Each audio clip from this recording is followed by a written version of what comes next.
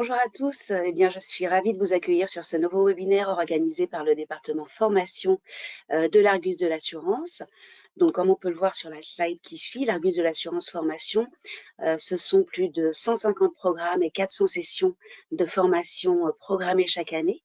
Des sessions à la fois en présentiel ou à distance avec des formats e-learning, classe virtuelle ou encore blended learning qui mixe donc classe virtuelle et présentielle.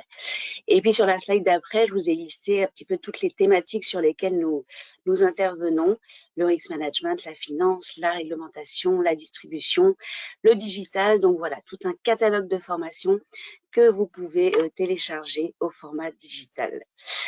Et c'est maintenant depuis plus de 2 ans le partenaire privilégié des professionnels du courtage grâce à sa plateforme 100% digitale, Visa DDA, qui vous accompagne à travers vos obligations de formation de 15 heures annuelles.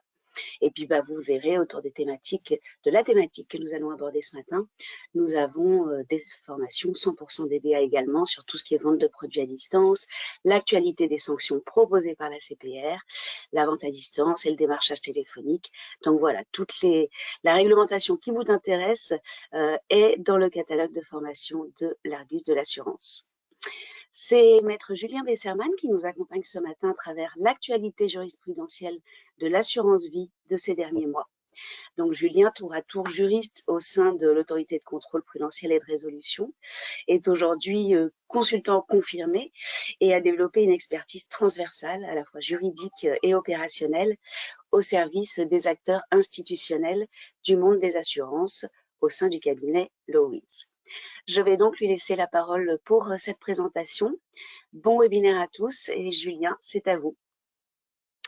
Bonjour à tous, donc je suis Julien Besserman, je suis avocat associé au sein du cabinet Lowe's. Lowe's, c'est donc, comme on vous l'a dit, un cabinet qui défend les institutionnels du monde des assurances, les assureurs et les courtiers essentiellement. Et là, je vais vous parler de l'actualité jurisprudentielle de l'assurance vie à travers 6 grands thèmes qu'on va balayer rapidement: l'obligation d'information et de conseil, la clause bénéficiaire, le contrat, les primes manifestement exagérées, l'exercice du droit de renonciation et quelques jurisprudences diverses.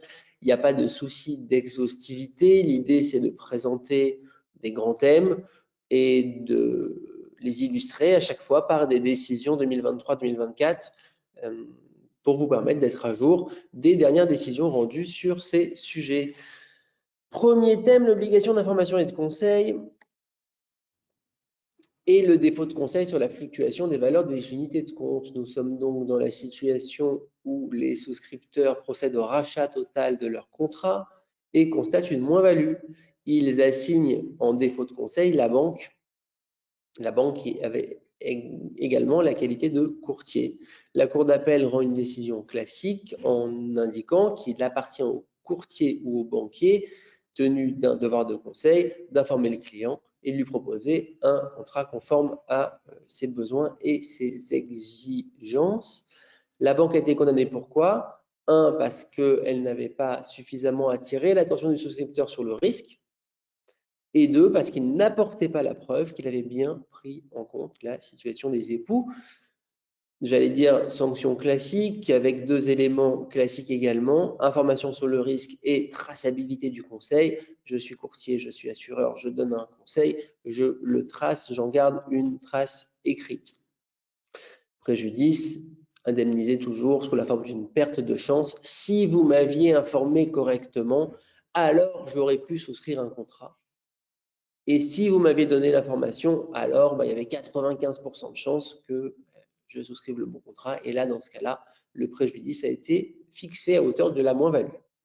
Donc, l'apport de cette décision, le devoir de conseil pèse sur le courtier. Il est important qu'il apporte la preuve de l'accomplissement de cette obligation. Autre décision qui est intéressante en ce qu'elle va indiquer que le préjudice consécutif au défaut de conseil peut être de la faute du souscripteur. Ici, un particulier souscrit un contrat d'assurance vie et confie à son banquier un mandat d'arbitrage des unités de compte. Très vite, il constate une moins-value, il résilie son mandat d'arbitrage et il arbitre les fonds en unités de compte vers les supports en euros. En faisant ça, il cristallise sa moins-value. Sa moins-value qui n'était que potentielle, puisque les valeurs évoluent à la hausse ou à la baisse, devient réelle, elle devient fixée. Et puisque la moins-value est cristallisée, on va se poser la question de savoir si est-ce que le souscripteur a bien fait de faire cet arbitrage? Et bien là, la réponse est non. Pourquoi? Parce que, 1, la Cour constate que le banquier avait bien fait les diligences du devoir de conseil, pas de manquement. Et 2, la Cour relève que le contrat avait une durée de 8 ans et que le placement, c'est-à-dire finalement le mandat d'arbitrage donné au banquier, avait une durée recommandée de 5 ans. En arbitrant avant la durée recommandée de son contrat, avant la durée recommandée de son mandat d'arbitrage, eh bien, le souscripteur est à l'origine de sa perte. La Cour dit, la perte subie par Madame X résulte de sa décision de résilier le mandat de gestion et non d'une mauvaise gestion de la banque. Et donc là, le courtier s'en sort parce qu'en fait, le préjudice a pour cause exclusive l'arbitrage précoce. Obligation de conseil lors d'une modification de clause bénéficiaire, c'est une décision qui rappelle que le devoir de conseil, il faut le réaliser lors de la souscription, mais également en cours de contrat. C'est une décision que vous devez mettre en perspective avec la loi Industrie verte qui est entrée en vigueur et qui oblige à une modification significative à une actualisation de la connaissance client lors de chaque modification significative d'un contrat d'assurance vie ou d'un contrat de capitalisation dans un délai de 4 ans, donc mettre à jour à minima tous les 4 ans ou 2 ans si on est dans un devoir de conseil sous le format recommandation personnalisée, ce qui n'est pas le cas de grand monde sur la place. Donc, attention à cette loi Industrie verte. Attention également à un projet de recommandation sur le devoir de conseil qui ne va pas tarder à sortir, qu'il va bien falloir regarder. Ce que rappelle le tribunal ici, c'est que le devoir de conseil ne s'achève pas lors de la souscription du contrat, mais s'applique aussi à l'occasion d'une demande de modification de clause bénéficiaire, évidemment à la condition que le courtier en soit informé. Dans ce cas-là, on va pouvoir remonter vers le courtier et dire vous étiez au courant de ma situation, il vous appartenait de proposer une clause bénéficiaire adéquate. Ici, la clause bénéficiaire telle qu'elle est rédigée fait que les sous ont été versés à la succession, ce qui n'a pas plu aux héritiers du souscripteur. Sur la clause bénéficiaire en elle-même, situation que l'on a assez souvent en contentieux, on a un souscripteur sous curatelle qui modifie sa clause bénéficiaire. À son décès, le bénéficiaire écarté par la modification, donc le primo-bénéficiaire, le premier bénéficiaire, agit en annulation de la clause. La clause ne pouvait pas être modifiée puisqu'au moment où il l'a modifiée, moi, bénéficiaire, j'estime qu'il n'était pas sain d'esprit. La Cour d'appel, ici, va dire quelque chose d'intéressant. La curatelle en elle-même ne démontre pas l'insanité d'esprit. Le seul fait que le souscripteur soit en état de curatelle ne permet pas à elle seule de démontrer l'insanité d'esprit. La Cour, dans cette décision, relève que le souscripteur était sain d'esprit, entre guillemets, d'une manière générale, et que donc finalement, la curatelle ne permet pas et ne préjuge pas de l'insanité d'esprit du souscripteur. Une autre décision sur les expertises graphologiques, ça aussi c'est quelque chose qu'on peut retrouver parfois dans un contentieux, le souscripteur écarté qui va agir et indiquer que la clause bénéficiaire qu'il écarte n'a pas été signée par le souscripteur et donc il va demander au juge de prononcer une expertise judiciaire pour qu'on compare la signature avec celle du souscripteur. Et bien là, la modification de la clause bénéficiaire a été rédigée par un tiers, mais datée et signée par le souscripteur. Premier élément, je vous rappelle que la clause bénéficiaire est dépourvue de tout formalisme. La rédaction de la clause bénéficiaire est libre. Il faut juste qu'on soit en mesure de démontrer l'intention du souscripteur. Et ici, pas de souci pour une clause rédigée par un tiers dès lors qu'elle est signée par la main du souscripteur. Et la Cour dit en plus, c'est bon, moi j'ai suffisamment d'éléments de comparaison pour estimer que cette signature est bien celle du souscripteur. Et donc, je déboute le demandeur de sa demande d'expertise graphologique. L'idée est de dire que l'expertise graphologique dans ce type de dossier n'est pas de droit. Et que si une partie arrive à démontrer que c'est sa signature et qu'il y a au moins suffisamment d'éléments pour convaincre le magistrat que la signature apposée sur la clause bénéficiaire est bien celle du souscripteur, eh bien, il n'y aura pas d'expertise judiciaire graphologique.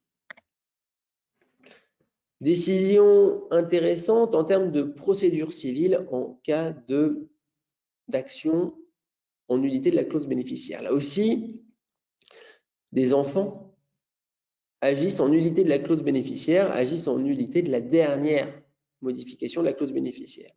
Pareil, insanité d'esprit. Ils vont être déboutés de leur demande. Pourquoi? Parce que la Cour constate que si la clause modifiée était annulée, alors la clause qui s'applique, c'est la clause d'avant, et que la clause d'avant, elle ne les désigne pas. Et dans ce cas-là, ils n'ont pas d'intérêt procédural à agir en nullité de la clause. Je répète un peu le format.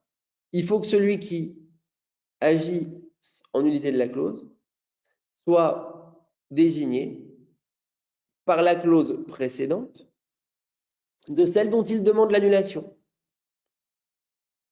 Dans le cas contraire, l'annulation ne le rend pas lui bénéficiaire d'une certaine manière, et donc il n'a pas d'intérêt à agir. La seule qualité d'héritier ne suffit pas pour agir en nullité de la clause bénéficiaire si on n'est pas le bénéficiaire d'avant. Clause bénéficiaire et testament postérieur, décision par la Cour de cassation qui permet de se pencher sur une difficulté. Le souscripteur décède après avoir établi un testament dans lequel il révoque toute disposition à cause de mort, entre parenthèses, donation entre époux pris au bénéfice de mon épouse. L'assureur refuse de régler en disant « Oui, vous étiez bénéficiaire des contrats d'assurance vie, mais ce testament postérieur révoque votre désignation en qualité de bénéficiaire. Et d'ailleurs, dit l'assureur, c'est d'autant plus vrai que vous étiez en instance de divorce au moment du décès et que vous aviez quitté le domicile conjugal. » L'assureur interprète donc la clause pour dire « Eh bien moi, la clause bénéficiaire, ou plutôt interprète la situation, selon moi, la clause bénéficiaire qui désigne madame n'est plus valable. » Eh bien, la Cour de cassation va retenir autre chose. Elle va dire d'une part que le contrat d'assurance vie est hors succession et que ça n'est pas une disposition antérieure à cause de mort, que ce n'est pas non plus une donation entre époux, et elle va également dire qu'il n'appartenait pas à l'assureur de prendre en considération des éléments de fait extérieurs au testament, ce qui me paraît, moi, contestable. En tout cas, il faut garder à l'esprit que oui, puisque le contrat d'assurance vie est hors succession, ça n'est pas une donation, que libellé comme ça, un testament postérieur ne remet pas nécessairement en cause les clauses bénéficiaires. En tout cas, dans ce type de situation, il faut faire extrêmement gaffe. Ici, substitution de bénéficiaire par testament. Un bénéficiaire désigné par testament atteste l'assureur qui avait déjà réglé au bénéficiaire désigné dans le contrat. Il lui dit « Tu as agi trop vite, tu as payé les bénéficiaires dont tu avais connaissance, néanmoins j'ai été désigné par un testament. » L'assureur dit « Ben non, moi j'ai payé de bonne foi et mon paiement est libératoire. » La Cour d'appel est d'accord avec l'assureur et dit l'article 132.8 du Code des assurances ne fait pas obligation à l'assureur de s'enquérir de l'existence d'un éventuel testament. L'assureur paye aux bénéficiaires dont il a connaissance. Et la Cour va être encore plus sympa avec l'assureur et va dire il est indifférent que l'assureur ait été informé par le notaire en charge de la succession quant à l'existence de ces contrats. Qu'est-ce que dit la Cour là? Elle dit c'est pas parce qu'il y a un notaire, c'est pas parce que l'assureur sait qu'il y a un notaire qu'il doit lui demander s'il y a un testament qui désigne un tiers bénéficiaire. Donc ici, le versement des fonds aux bénéficiaires connus de l'assureur a été jugé libératoire. Contrat, quid de la situation d'un contrat d'assurance vie souscrit après la date fixée par les époux pour les effets d'un divorce. On est dans le cadre d'un contrat alimenté par des fonds provenant d'un PEL souscrit du temps de la vie commune. Les juges du fonds estiment que ce contrat est un bien commun puisqu'il a été financé avec un PEL dont les fonds un PEL souscrit lors de la vie commune. La Cour de cassation dit non. La composition de la communauté s'apprécie à la date à laquelle le jugement de divorce prend effet dans les rapports patrimoniaux entre les époux. Le contrat est donc un bien propre du souscripteur.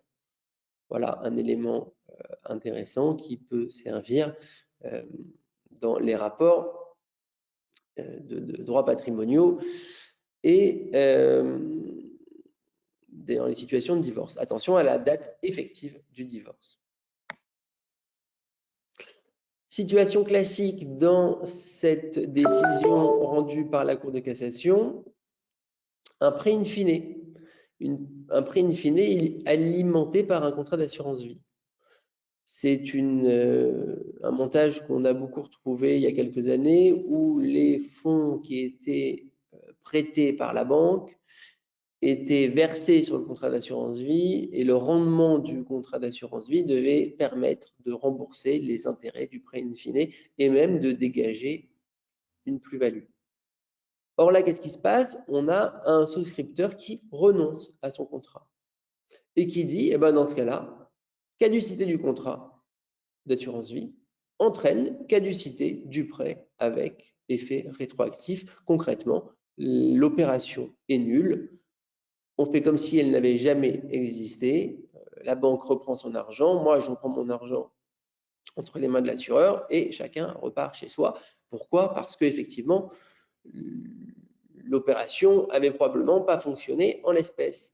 Et la Cour dit oui, il y a une interdépendance entre les deux contrats. La fin de l'un entraîne la fin de l'autre.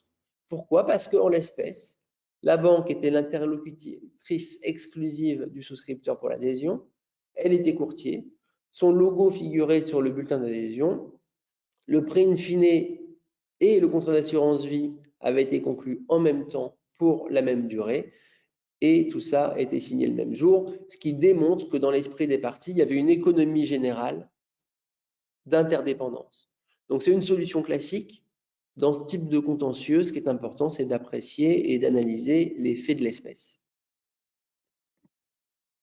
Prime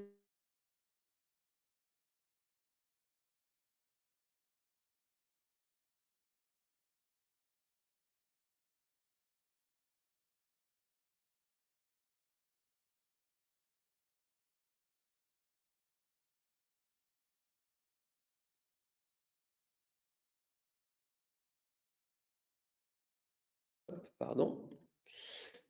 Un héritier écarté par la clause bénéficiaire va dire eh bien non, on ne pouvait pas verser, le souscripteur ne peut pas verser tout cet argent sur le contrat d'assurance vie puisque ça conduit à me déshériter, ces primes sont manifestement exagérées. La Cour d'appel doit apprécier cette situation vis-à-vis de l'âge du souscripteur, sa situation patrimoniale et familiale, l'utilité du contrat, tout ça devant être apprécié au jour du versement des primes. C'est des critères classiques. La Cour rejette ici la demande de requalification des primes manifestement exagérées. Pourquoi? Parce que le demandeur n'apporte pas la preuve de la situation patrimoniale de la défunte. Dans ce type de contentieux, toujours vérifier qu'on démontre bien et qu'on analyse bien chacun des critères dégagés par la jurisprudence. Autre situation qu'on peut rencontrer, la requalification des primes versées en libéralité. Ici, les enfants du souscripteur sollicitent une requalification des primes versées sur les contrats d'assurance vie en libéralité. La Cour d'appel les déboute en disant que le contrat avait une faculté de rachat et qu'il ne pouvait donc pas y avoir de donation. Attention, la requalification en donation est possible si les circonstances démontrent la volonté du souscripteur de se dépouiller de manière irrévocable. Ça, c'est un attendu de principe de la Cour de cassation. Il faut une volonté irrévocable de se dépouiller. Or là, le souscripteur était relativement jeune, la modification de la clause bénéficiaire était cohérente, le souscripteur est décédé près de 6 ans après la modification, et surtout, il n'avait pas renoncé à sa faculté de rachat, ce qui veut dire qu'à tout moment, il pouvait racheter le contrat, et que donc, il n'y avait pas de volonté irrévocable de se dépouiller. Donc, dans ce cas-là, pas de requalification en donation. Exercice du droit de renonciation. Vous connaissez tous ce contentieux dans lequel des souscripteurs se prévalaient de manquements le plus souvent formels, véniels, dans les documents d'information et de conseil pour renoncer à leur contrat, obtenir la restitution des primes versées et donc récupérer les sous pour effacer leur moins-value. Ici, l'abus de droit n'est pas retenu. Décision rendue par la Cour de cassation. Et, pardon, je suis allé un peu vite, la jurisprudence, il y a quelques années, a permis à l'assureur de démontrer l'abus de droit, c'est-à-dire d'indiquer que le souscripteur était de mauvaise foi, et dans ce cas-là, de faire obstacle à sa faculté de renonciation. Ici, la Cour de cassation indique que l'abus de droit n'est pas retenu. Pourquoi? Parce que, premier tiré, l'assureur n'établit pas que par sa profession ou ses compétences, l'assuré possède des connaissances financières. L'assuré n'y connaît pas grand-chose en assurance vie. L'assureur disait oui, mais il y avait un courtier. La Cour de cassation dit c'est indifférent. L'assureur dit oui, mais il y a eu beaucoup d'années entre la souscription et la renonciation. Indifférent également. Ça ne suffit pas à démontrer la mauvaise foi. On a quand même une tendance qui est plutôt mauvaise de la Cour de cassation sur l'abus de droit qui est rarement retenu. Intéressant quand même, la Cour d'appel de Paris dans cette décision qui relève deux choses importantes. La première, c'est que la souscriptrice était avertie que oui, elle n'avait pas de lien professionnel avec la finance ou l'assurance vie, mais que ça ne permet pas, ça ne suffit pas d'exclure la possibilité d'être qualifiée de souscripteur averti. Et autre élément important, oui, elle a souffert d'un défaut d'information. Néanmoins, ce défaut d'information ne portait pas sur des informations essentielles du contrat. Et ce que dit ici la Cour d'appel de Paris, c'est que lorsque le souscripteur exerce sa demande de renonciation et que les seuls défauts d'informations dont le souscripteur a souffert portent sur des informations peu importantes, eh bien, il y a une voie pour démontrer l'abus de droit. Ici, c'est également démontré par les termes du courrier de renonciation. Donc, il faut s'attacher, quand on est avocat d'assureur dans ce dossier, 1, essayer de démontrer que le souscripteur est averti. 2, essayer de démontrer que le défaut, s'il est démontré, eh ben, ne porte pas sur des informations essentielles. Et enfin, analyser les termes du courrier de renonciation pour voir si on peut en tirer quelque chose pour démontrer l'abus de droit. Quelques décisions pour terminer. Quid de la mise sous séquestre du capital d'essai dans le cadre d'une contestation de clause bénéficiaire?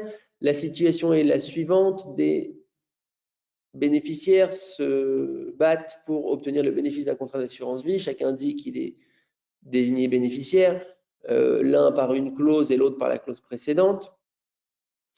Et ils demandent à ce que les sommes soient séquestrées entre les mains de l'assureur dans l'attente d'une décision de justice définitive. Très bien, c'est une bonne situation parce que l'assureur, comme ça, n'a pas à régler tant qu'on ne sait pas qui sera le bénéficiaire des fonds. Mais ils ont oublié de demander devant la juridiction de fixer un terme pour introduire les décisions de justice, l'action en justice, pardon. Là, ils font que se taper dessus en disant c'est moi, non, c'est moi. Ils ont assigné pour obtenir la mise sous séquestre. Le tribunal a ordonné le séquestre, mais n'a pas dit OK, mais le séquestre tient pendant 4 mois, 6 mois, le temps que vous assignez en justice. Et si vous assignez pas dans ce délai de 6 mois, eh bien, le séquestre tombe et l'assureur pourra payer aux bénéficiaires désignés. Donc, toujours veiller lorsqu'on se retrouve dans une demande de séquestre, qu'il y ait un délai pour que les parties assignent au fonds et que le séquestre ait un terme. Autre situation classique, souvent les bénéficiaires écartés ou les héritiers demandent à l'assureur de communiquer les clauses bénéficiaires du contrat en disant mais pourquoi c'est pas moi le bénéficiaire, je pensais que c'était moi, dites-moi qui c'est et communiquez-moi la clause bénéficiaire qui m'écarte. Les assureurs disent bah non, j'ai une obligation de confidentialité. Les héritiers disent ok, je vous assigne en référé, communication de pièces sous astreinte avec article 700. Cette décision est intéressante parce qu'elle rappelle un peu tous les grands principes de cible de contentieux. 1. Une astreinte ne peut porter que sur des actes ou des pièces déterminées. On ne peut pas avoir une demande de communiquer toutes les pièces afférentes au contrat. Elle ne peut porter que sur des pièces dont on est certain qu'elles existent. Le demandeur doit prouver que l'acte est bien détenu par celui qui le réclame, donc bien détenu par l'assureur. La Cour rappelle également que l'assureur ne peut pas se libérer des clauses bénéficiaires, ne pas communiquer les clauses bénéficiaires sans autorisation expresse du magistrat. Et dernier point, le défendeur, donc le plus souvent l'assureur, n'est pas une partie perdante au sens du Code de la procédure civile et ne peut donc pas être condamné sur le fondement de l'article 700 du Code de procédure civile. Deux dernières décisions, celle-ci est intéressante parce que c'est un cas qui n'arrive pas souvent. Une partie avait tenté de saisir un contrat d'assurance vie. Sa demande a été infructueuse parce qu'il n'y avait plus d'argent sur le contrat. Néanmoins, ce qui est intéressant, c'est que le juge de l'exécution indique ici, il est constant que le contrat d'assurance vie est insaisissable par les créanciers de l'assuré. Décision à mettre de côté si on a ce type de contentieux qui arrive. C'est une application de l'article L132-14, mais ce n'est pas très courant, donc je vous l'ai mis.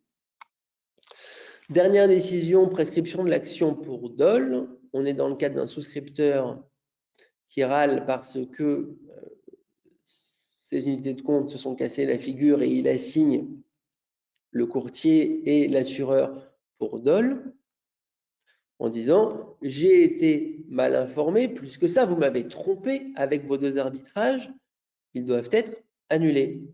Le souscripteur est débouté par la Cour qui a retenu que le délai de prescription de 2 ans était acquis, cour d'appel.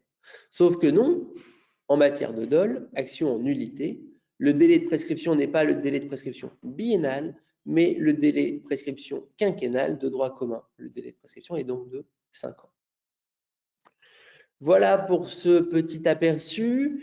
Vous pouvez, comme d'habitude, me joindre par mail si vous avez des questions à bserman@lowins.fr ou me contacter sur LinkedIn, réseau sur lequel je publie assez souvent de la veille jurisprudentielle. Je vous remercie. À bientôt. À très bientôt, Julien. C'est nous qui vous remercions. Passez tous une très bonne journée. Au revoir.